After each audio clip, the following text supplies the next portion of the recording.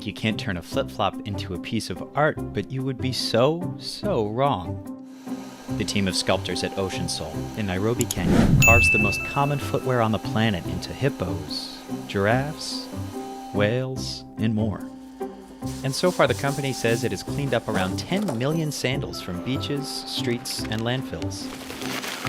They cost like $1. The problem with that is they break very easily. So what you have is a huge menace. It flip-flops everywhere. In fact, in some parts of the world, flip-flops make up nearly a quarter of ocean plastic. Can a team of hand-carving artisans make a dent in such a huge source of litter? We went to Nairobi to see how Ocean Soul makes art using worldwide waste. This style of sandal is some of the oldest footwear we have, dating back thousands of years. As plastic became cheaper toward the end of the 20th century, foam flip-flops took off. Today, we make over 1 billion of them every year, but most don't last long. That means a lot of flip-flops end up in landfills and waterways. In Kenya, the coasts are often littered with them. So treasures come from even as far as from India, Philippines to over here. So sometimes we are shocked. We have a network of collectors that collect flip-flops from our weekly beach cleanup efforts at the coast of Kenya. When you bring the flip-flops to us, we pay you an equivalent of 30 cents US per kilogram. You'd need to bag more than 25 pairs to make the minimum daily wage of a typical worker in Nairobi. All told, collectors usually bring in about 1 ton of flip-flops per week. That's more than 3,000 sandals. First, the shoes go through a thorough hand wash using water and detergent. We live in a very hot climate. It takes probably 2 to 3 hours for them to dry, and then our artists will come to pick them and use them to make the sculptures. For small and medium sculptures, workers die-cut the flip-flops into templates.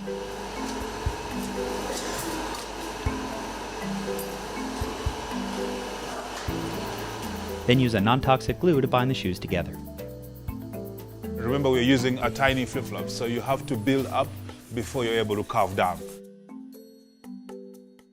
Then our artists will carve them out into a finished product. The company has around 90 employees. Many of their artists used to make traditional Kenyan wood carvings.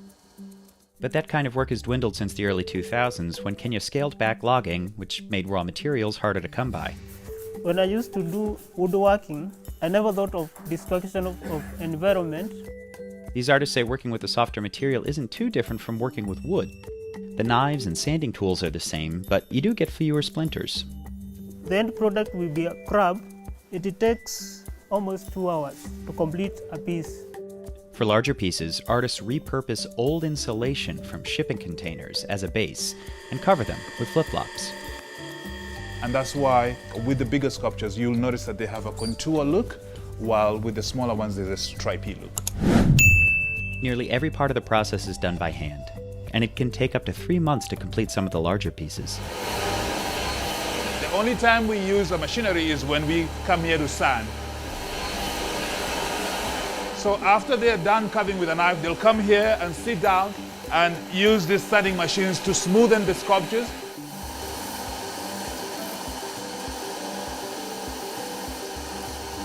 I'm gonna walk out of here because it's too noisy.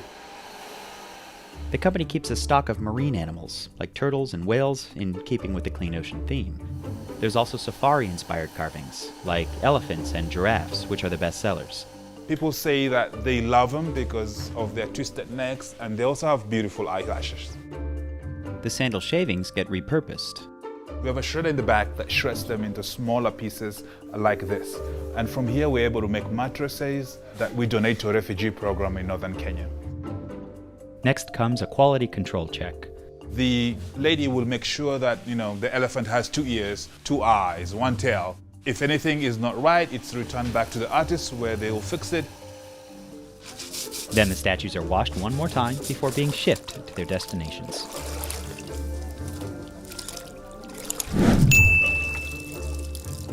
The plastic and rubber often used in flip-flops poses a unique danger to marine life. They actually target plastic, thinking that is food. The smaller fish, having ingested plastic, tends to be buoyant in that they are not able to dive down into the ocean because of that light material in their stomach. Julie Church, the conservationist who founded Ocean Soul, got inspired after a visit to the Kenyan coastline in 1997. She noticed that a lot of kids were making toys out of discarded flip-flops, and from there she got an idea that she could actually replicate the same model. Now the team collects and carves more than 700,000 flip-flops a year. And the Pope himself was presented with an elephant carving when he visited Kenya in 2015. So this is the gift that I hope will accompany you on your very important journey through life. Joe and his artists aren't the only ones who've noticed the world's massive flip-flop problem.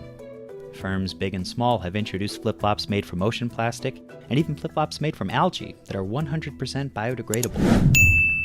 The company sells about a third of the pieces to shops, museums, aquariums, and zoos around the world. They're also sold online, in a store in Northeast Florida, and in gift shops around Nairobi. We saw that there was a niche and there was business to be made, and that's how we started it. We had a rhino the same size as this lion, and it was going for 43,200. I'm looking for antelopes and maybe zebras to take to my friends. Did you know it's from garbage? No, I had no idea about that, but they are so beautiful. But the combination of COVID and the war in Ukraine has brought on new challenges. Our hardest duty right now is actually getting our stuff from Kenya to abroad. The supply chain has been really messed up. The company told us their shipping costs have nearly tripled, and things take about 4 times as long to get where they're going. Occasionally, Ocean Soul takes on special projects. In 2019, we made a life-size car for a dealership in Alabama, United States. So that's the biggest piece we've ever made.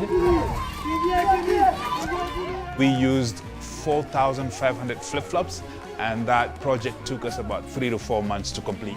There we go! Joe wishes he didn't have so much material to work with. Flip-flop waste is a global problem. We have received numerous inquiries from India, Indonesia, Brazil. They have the same problem. They've asked us, when can we come and set up shop in their countries?